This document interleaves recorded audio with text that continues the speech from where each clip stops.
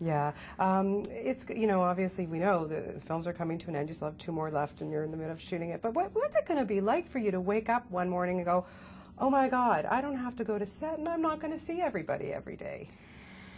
The thing is, I just don't ever, I don't believe it. I just don't ever feel like it's ever going to be over. And I think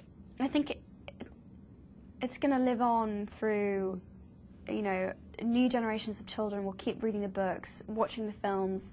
We're splitting the last book into 2 parts, so I have a ton of filming to finish on that.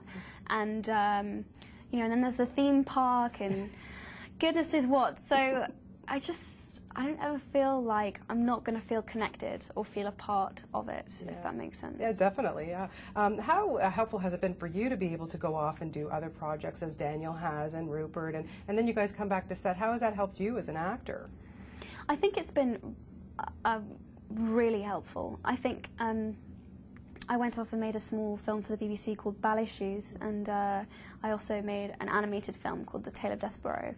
And, even though they were small projects, just going away, doing something different, I learned so much. And I think the filmmakers really saw a difference in my performance because they really thought that I'd taken something away and I'd learned something. So that was really rewarding, and I'm really glad that I went and did different things. Yeah. Does it still amaze you after all this time, when you go to premieres in London, like where thousands of fans are standing there in the pouring rain, just to get a glimpse, and of course here in New York last night, and does it, do you still like, wow?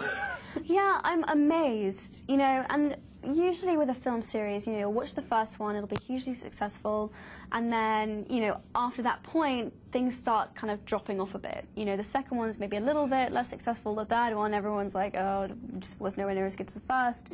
But with Harry Potter, they just seem to keep getting bigger and better every single time, and I keep thinking that's impossible, but it seems to keep happening, and it's so exciting. It just seems to gain more momentum, and I think we're reaching an older audience now as well than we ever were before. So our audience is even bigger, and it's just mad, really. Yeah, it's unbelievable. Really, still is unbelievable. I would think by now that you, Daniel, and Rupert are basically finishing each other's sentences and stuff. And I know that for Deathly Hallows, we're going to see the big kiss with Rupert, and that must have been awkward. I don't know. It was bloody awkward. I don't know what to tell you. It was very, very strange. He's practically like my big brother, and I've grown up with him. So, I had to be very professional and really try and get myself into character to be able to deal with it and to deal with the pressure. More than anything else. There's been so much media interest in this kiss. So. Anyway, we did it, and I hope it will look good. Lots of giggles, I'm sure. Yes.